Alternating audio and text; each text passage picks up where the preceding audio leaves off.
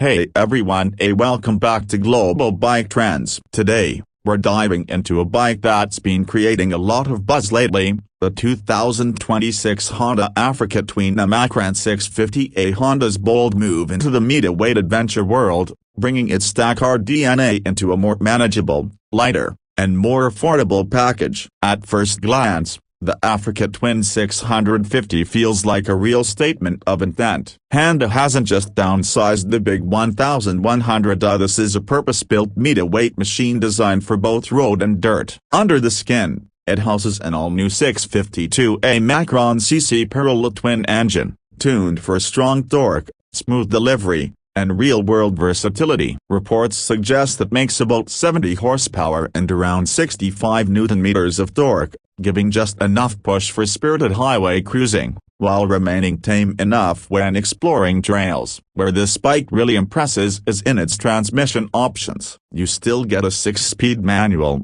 but Honda is offering its signature DCT, dual-clutch transmission. Here a rare treat in this segment. That means seamless, clutchless shifts, which is fantastic for touring or city riding. On the chassis front, the Africa Twin 650 rides on a newly designed lightweight steel semi-double cradle frame, with the bolt-on rear subframe clearly drawing inspiration from Honda's rally heritage. Up front, you get 45A Macron Showa inverted forks with generous travel, and at the back a Pro-Link monoshock, both adjustable to soak up rough terrain. Ground clearance is claimed to be very healthy enough to take on fire roads, rocky tracks, and those tricky off-road sections without constantly worrying. The wheel setup is classic adventure, a 21-inch front, 18-inch rear, spoked but tubeless, making it rugged but also easier to fix in remote areas. When it comes to braking and safety, Honda doesn't cut corners. The bike comes with cornering ABS,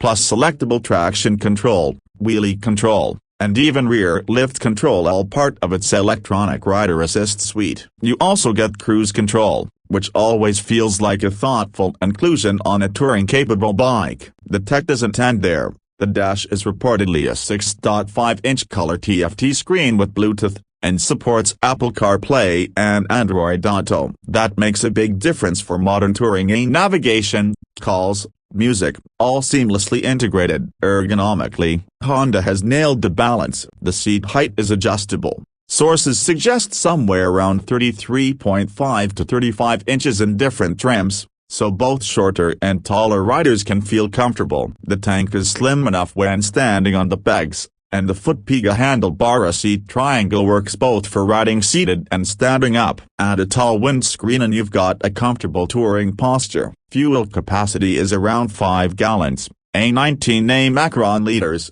giving respectable real-world range for long trips. Honda's design also seems rugged enough for luggage. There's a compact tail ready for soft or hard bags, and modularity for adventure gear is clearly in their vision. On the styling side, Honda hasn't betrayed the Africa Twin's rally roots. Expect an aggressive, purposeful design, sharp DRL-style headlights, a tall adjustable windscreen, angular fairings, and a minimal but functional tail. The bike comes in several color schemes, from rally reds or tricolor blue, white to matte black or a sand-toned desert finish, all evoking that Dakar spirit. Now, let's talk about price. One of the most compelling parts of this bike's appeal. While official pricing is somewhat speculative, early breakdowns suggest a base manual model would be around USA Macron $A Macron 9,899, and the DCT version around $A Macron 10,699. Some adventure trims with crash bars,